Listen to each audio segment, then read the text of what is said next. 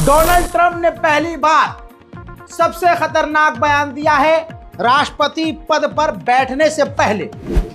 Hamas को धमकी दी है 20 जनवरी तक अगर तुमने इजराइल के तमाम कैदियों को रिहा नहीं किया तो अमेरिका ने इतिहास में इतना खतरनाक किसी का हाल नहीं किया होगा जितना तुम्हारा करेंगे, खत्म कर देंगे। ये रिपोर्ट है, ये देखिए ट्वीट भी किया गया है। डोनाल्ड ट्रंप ने खुद ट्वीट किया है और खुल्लम खुल्ला कहा है कि हॉस्टेज को रिहा करो। हमास को सबसे बड़ी चेतावनी, 20 तारीख डेडलाइन है और कहा है कि मिडिल ईस्ट में ऐसा हाल करेंगे कि तुम नजर नहीं आओगे। हमास को अब तक की ये सबसे बड़ी धमकी है। वहीं इजराइल अभी भी लेबनान पर फिर से बमबारी शुरू कर रहा है। अब तेजी से, सुबह मैंने आपको बताया था कि वो सीज फायर का कोई फायदा नहीं, अब हमले फिर से बढ़ते ही जा रहे हैं लेबनान पर, जहां इजराइल को लेबनान से निकलना चाहिए। ये तस्वीर देखिए, साउथ लेबनान में इजराइल का चीफ पहुंचा हुआ है, मिलिट्री आर्मी कमांडर पहुंचा हुआ है। अब आप सोचिए, जो दोगले चैनल है CNN, ये महिला देखिए, दोगले चैनल CNN ने भी कह दिया है कि 100 बार इजराइल ने वायलेशन किया है सीज फायर का, 100 बार सीज फायर इजराइल ने तोड़ा है।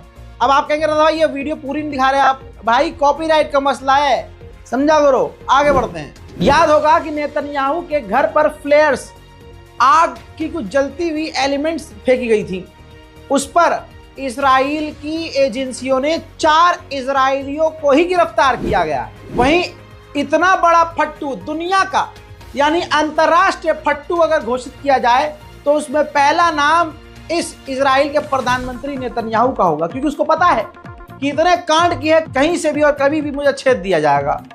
तो इजराइल में जो इसके खिलाफ करप्शन के चार्जेस लगे हुए हैं और कोर्ट ने कह दिया था कि होगा कहीं का प्रधानमंत्री, पेश होना ही पड़ेगा, तो आपको बताऊं तब भी ये इतना डरा हुआ है कि स्पेशली इसके लिए कोर्ट अंडरग्राउंड बुलाई जाएगी। जज, वकील और जो सुनवाई के लिए हाई कमांड ऑफिसर होंगे वो बेसमेंट के अंदर आएंगे, जी हाँ, और वहां पूरी कानूनी प्रक्रिया होगी और वहां नेतन्याहू से पूछताछ कोर्ट करेगा। उधर ICC की जो डायरेक्टर हैं, हेड, उन्होंने ऑफिशियली सामने आकर पहली बार कहा है कि हमें धमकियां मिल रही हैं, अमेरिका धमकी दे रहा है। जाहिर सी बात है, नेतन्याहू को बचाने के लिए अमेरिका ICC को धमकी दे रहा है। उन्होंने आगे कहा कि रशिया भी धमकी दे रहा है, रशिया व्लादिमीर पुतिन के लिए, क्योंकि उनके खिलाफ भी गिरफ्तारी का वारंट जारी है, तो उनको भी बचाने के लिए रशिया धमकी दे रहा है ICC को। ऐसे में ICC की हेड ने कहा है इसकी वजह से, इन धमकी की वजह से हमारा अस्तित्व भी खतरे में आ गया है। अब देखिए इजराइल कितना बड़ा आतंक है। अगर आप इजराइल के खिलाफ हैं तो मौत के बेहद करीब है। इस महिला पत्रकार को देखिए, ये फ्रांस की महिला पत्रकार हैं।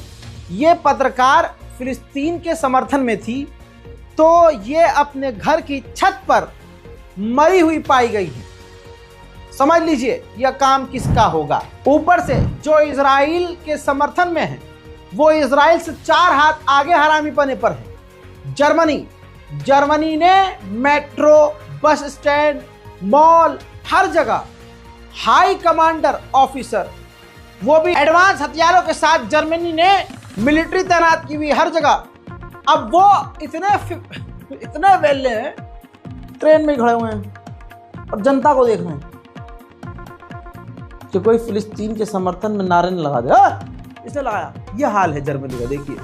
So sieht es aus, wenn Menschen politisch verfolgt werden, ja, weil sie ihre Solidarität ausdrücken. Guckt euch das an, ja, sie verfolgen hier Menschen, die sich politisch äußern, die die Freiheit Palästinas fordern. Ja. अमेरिकी group, मुस्लिम group ने कहा है Israel ने फिलिस्तीन के अंदर जो इबादत पर पाबंदी लगाई है ये एक्ट ऑफ वॉर है। उधर हमास ने बड़ा खुलासा किया है, वीडियो जारी की है और वीडियो के अंदर सबूत दिया है कि इजराइल की ही बमबारी में इजराइल के ही 33 कैदी मारे गए हैं। ये पूरा वीडियो नहीं दिखा सकता हूं, लेकिन इजराइल ही सबसे ज़्यादा अपने लोगों को मार रहा है। उधर हमास ने कन्फर्म किया है कि फिलिस्तीन अथॉरिटी के फतह ग्रुप से डील हो चुकी है। जंग के बाद गाजा को फिलिस्तीन अथॉरिटी चलाएगा। वहीं मेरे दोस्तों, अरब से बड़ा गद्दार दुनिया में कौन ही होगा। ऊपर से हाँ, उर्दुगान से ऊपर कोई नहीं है, सॉरी माफ़ कीजिएगा। और मोहम्मद बिन सलमान भाई अपनी कैटेगरी है। देखिए, मोरक्को के मुसलमान लोग और मुस्लिम गवर्नमेंट, मुसलमान लोग फिलिस्तीन के समर्थन में शांतिपूर्वक तरीके से प्रदर्शन कर रहे थे।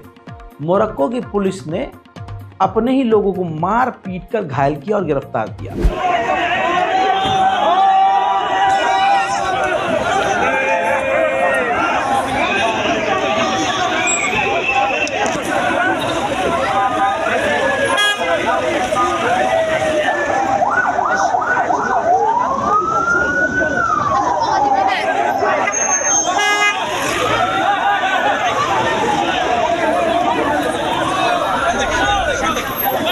उधर इजराइल की सेना फिलिस्तीन के इलाके में घुसकर गोलीबारी कर रही थी।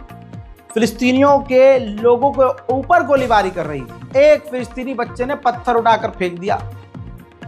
उसके बाद इजराइल की सेना ने उस बच्चे को गिरफ्तार किया और कोर्ट में अब उसे पेश करके 1 साल की सजा इजराइल की कोर्ट ने सुना दी है। उधर गजा में अभी भी इजराइल के सैनिक निशाने पर हैं हमास के।